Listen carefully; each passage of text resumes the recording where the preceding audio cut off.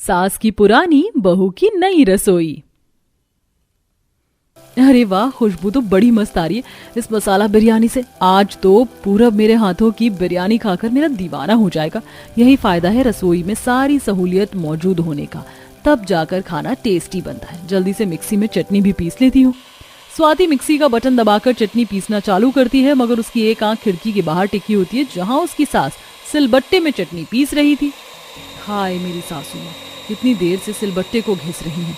आज तो चाहे ये जितने पापड़ बेल लें, बाजी तो मैं ही मारूंगी। फिर दोनों सास बहू अपना खाना ससुर पति के आगे परोसती हैं। अरे वाह भाग्यवान, क्या बढ़िया चटनी रोटी बनाई है। आहा, मजा आ गया। जहाँ सुरेंद्र खाने की तरफदारी करते हैं, वहीं एक निवाला खाते पूरब शक्ल बनाकर कमी निकालने लगता है। ये कैसा वाहियात खाना बनाया है तुमने स्वाति? मुझे नहीं खाना, तुम ही खाओ ऐसा खाना।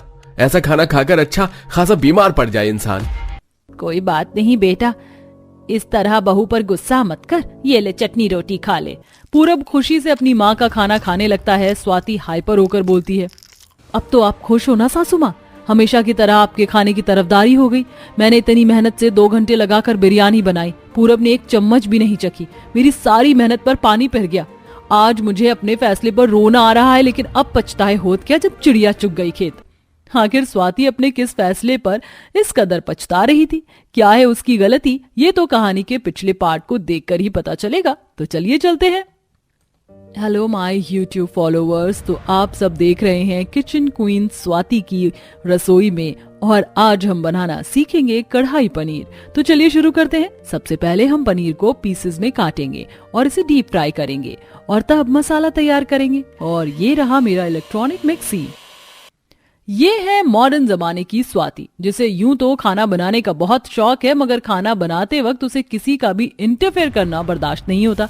तभी किचन के अंदर उसकी माँ पुष्पा आती है। अरे क्या बात है, आज सूरज पूरब की जगह पश्चिम से कैसे निकल गया? वैसे तो तू रसोई के अंदर घुसती भी नहीं है, मगर आज किचन के अंदर खाना कैसे बना रही है? और ये कढ़ाई पनीर किसके लिए बना रही है? अब किसके लिए से क्या मतलब है? मैं खाऊंगी, कॉलेज में मन किया तो बना लिया। अच्छा चल ठीक है। वैसे मैंने थोड़ा आपके लिए भी बचा दिया है माँ, आप भी टेस्ट कर लेना। नहीं नहीं, इतनी मेहरबानी मत कर, कहीं तेरे हाथों का बना खाना खाकर मैं स्वर्ग न सिधार जाऊं। कुछ देर में स्वाति खाना पैक करके कॉलेज लाती और पूरब को खिलाती है, जिससे वह प्यार करती थी। खाना कैसा बना है तुमने बताया नहीं?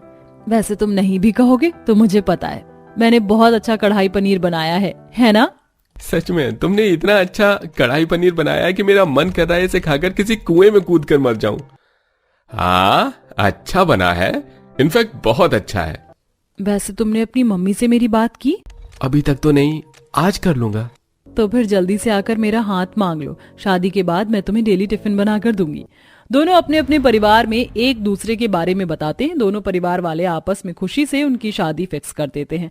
अब स्वाति खुशी से अपने ससुराल आती है। इसी तरह पहली रसोई का दिन आता है। तभी उसकी दोनों ननद अंजलि और खुशबू कहती हैं, भाभी आपका कुछ खो गया है क्या? ऐसे क्या ढूंढ रही हैं? हाँ भाभी, हमें बताइए, हम आपकी मदद करवाते हैं ढूंढने में। मैं कब से किचन ढूंढ रही हूँ, तुम दोनों मुझे बता दो कि कहाँ है किचन। मुझे मेरी पहली रसोई की रस्म करनी है। बस इतनी सी बात भाभी, चलिए हम दिखाते हैं। दोनों नंदे स्वाति को खुले आंगन में लाती हैं, जहाँ चारों तरफ बिल्कुल देहात के जैसे लकड़ी लगी थी और आंगन बिल्कुल कच्चा था। एक मिट्टी के चूल्हा और पत्थर का सिलबट्टा था। भाभी ये रही आपकी रसोई, अब आराम से खाना बना लो। हे भगवान, ये है रसोई। ये मिट्टी का चूल्हा, पुराने 4 बर्तन और पत्थर का सिलबट्टा। न दीवार है, न छत, और ना कोई इलेक्ट्रॉनिक सामान है। यहाँ ऐसी पुराने जमाने की रसोइयाँ तो आज से 2-3 हजार साल पहले हड़प्पा सभ्यता में होती थी। मुझसे ऐसे खाना नहीं बनेगा। शुक्र है जो मैं अपने मायके से दहेज में रसोई का सामान लेके आई हूँ। स्वाति घर के अंदर सारा सामान सेट करके नई रसोई बना लेती है, जहाँ गैस चूल्हा और खाना बनाने की सब इलेक्ट्रॉनिक साधन मौजूद थे। बढ़िया, अब मैं आराम से अपनी नई रसोई में खाना बनाऊंगी। तभी सास मनोकामना आकर बहू को टोकती है। स्वाति बहू, हमारे घर की बहू पहली रसोई का खाना चूल्हे पर बनाती है, तुम्हें भी ये रीत निभानी पड़ेगी। ये कैसी उल्टी सीधी रिवाज है? सासू माँ ठीक है, मगर बस आज के लिए मैं आपकी पुरानी रसोई में खाना बनाऊंगी। कल से मैं अपनी नई रसोई में खाना बनाऊंगी। स्वाति सास की पुरानी रसोई में खाना बनाने के लिए राजी तो हो जाती है, लेकिन चूल्हे से निकलते धुएं में वो चिड़चिड़ करना चालू कर देती है। क्या मुसीबत है, मुझसे नहीं बनने वाला इस खटारे मिट्टी के चूल्हे पर खाना। ऊपर से सिलबट्टे पर मसाला पीस कर मेरे रुई जैसे नर्म हाथ लाल पड़ गए। बहू गुस्से में चूल्हे में पानी डालकर बुझा देती है और आग बबूला होकर सास के पास आती है। लो जी, हम सबका इंतजार खत्म हुआ, बहू आ गई। मगर भाभी खाना कहाँ है? मैंने कोई खाना नहीं बनाया। सासू माँ, आपको ही मुबारक हो आपकी पुरानी रसोई। और एक बात सासू माँ, सीधी सी बात है, मुझसे इतने लोगों का खाना नहीं बन सकता। मैं बस अपना और अपने पति का खाना बनाऊंगी। स्वाति का बदतमीजी भरा बर्ताव देखकर सब लोग दंग रह जाते हैं, लेकिन मनोकामना बहुत सीधी थी। वो बिना किसी शिकायत के खुद अपने मिट्टी के चूल्हे पर खाना बनाती है। इसी तरह वक्त बीतता है। बहू अपनी नई रसोई के घमंड में चूर खाना बना रही थी। अरे वाह, आज तो मौसम कितना ठंडा हो रहा है। मस्त आलू पूरी बनाऊंगी, मगर अभी तो बहुत टाइम पड़ा है।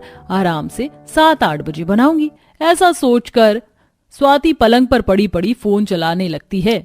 उसे समय का बिल्कुल होश खबर नहीं रहता। इधर उसकी सास अपनी पुरानी रसोई में साग रोटी बना रही। बस साग तो तैयार हो गया। ताजे साग की खुशबू लाजवाब होती है। अब जल्दी से घी का तड़का लगा देती हूँ, फिर गर्मा गर्म चूल्हे वाली रोटी बना लूंगी। खिड़की से स्वाति अपनी सास की रसोई में चोरी चुपके ताका झांकी करती है। अच्छा, तो आज मेरी देसी सासू माँ अपनी रसोई में बकवास सी साग रोटी बना रही है। सही है, ये घास फूस ही खा सकती हैं। मेरी नई रसोई में से उनकी पुरानी रसोई का कोई मुकाबला नहीं। मेरी रसोई स्टैंडर्ड है। कुछ देर में खाने का टाइम हो जाता है। एक ही टेबल पर सब खाना स्टार्ट करते हैं। ये लो पूरब, गर्मा गर्म आलू पूरी खाओ। पूरी की जली हुई शक्ल देखकर बगल में बैठी ननद अंजलि खुशबू मजाक उड़ाती हैं। भाभी, आपकी स्टैंडर्ड रसोई की पूरी की शक्ल तो देखने वाली है, एकदम काली। खाने वाले को पकड़ कर लाना पड़ेगा। बंदर क्या जाने अदरक का स्वाद। तुम तो साग रोटी खाओ।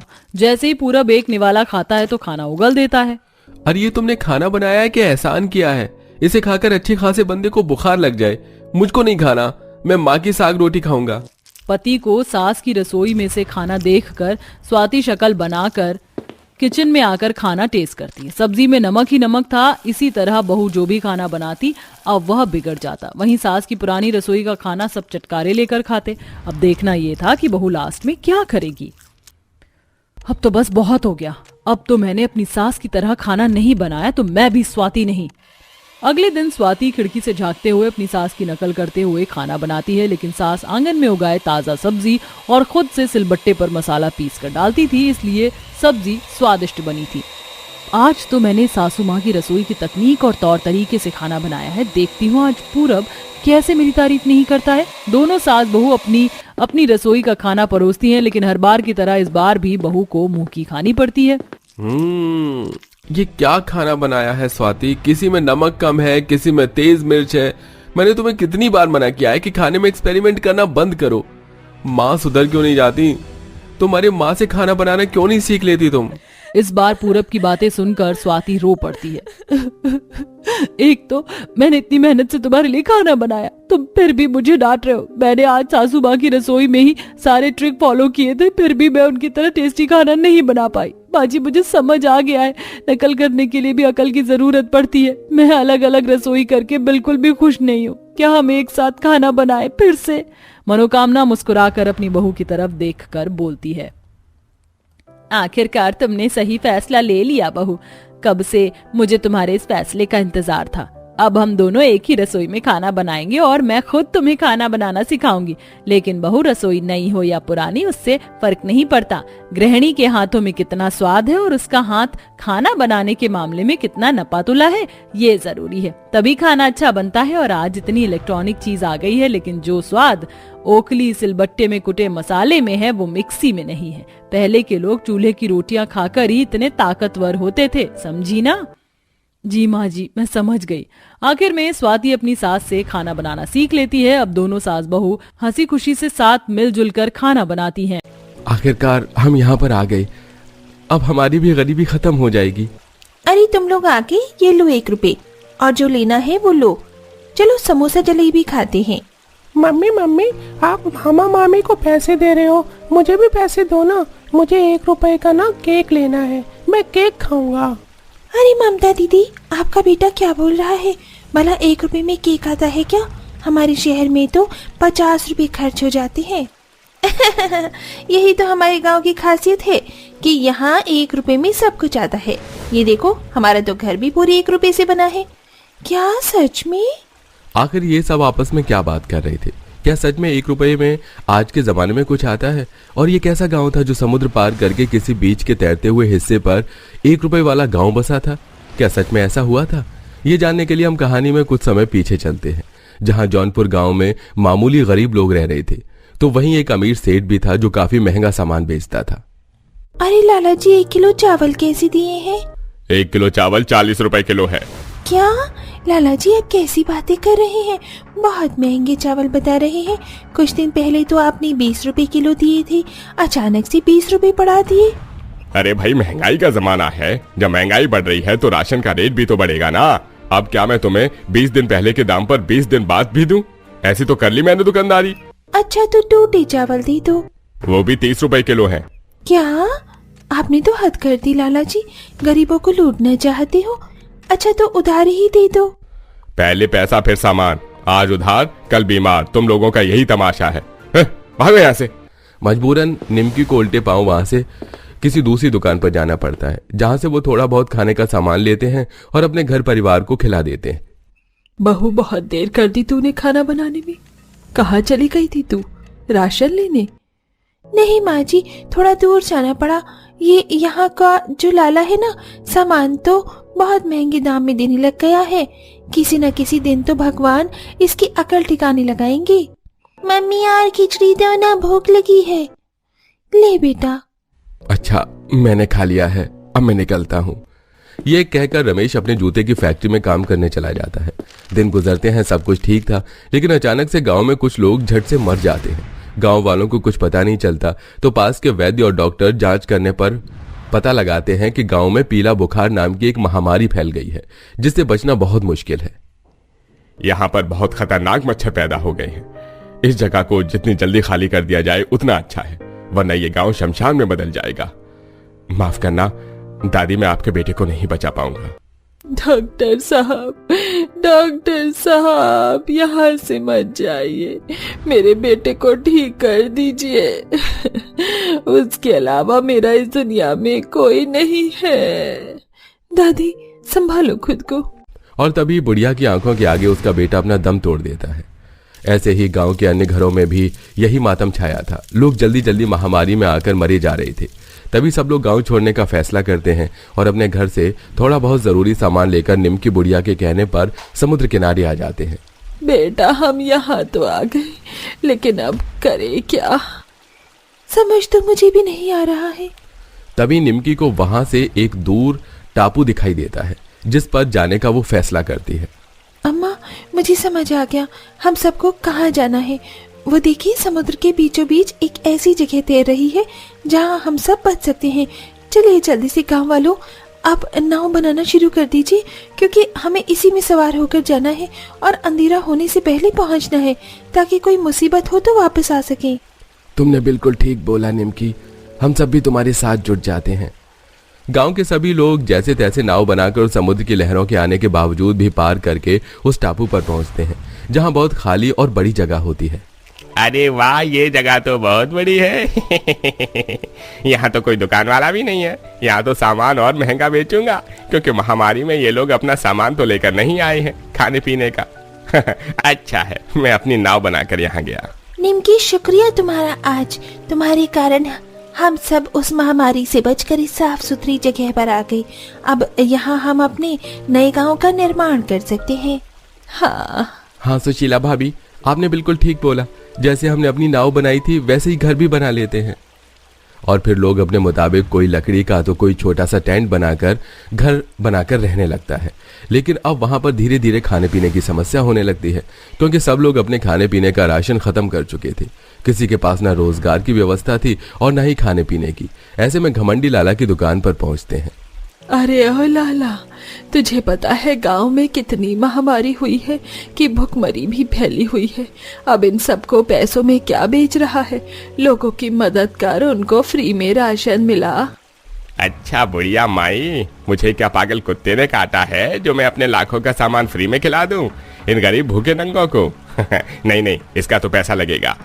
वो सुना नहीं है क्या, कुछ किंदू छू तेरो ऑल कंपनी फेरी मा पैसा तसंग मा पैसा मसंग, पैसा तसंग पैसा मसंग।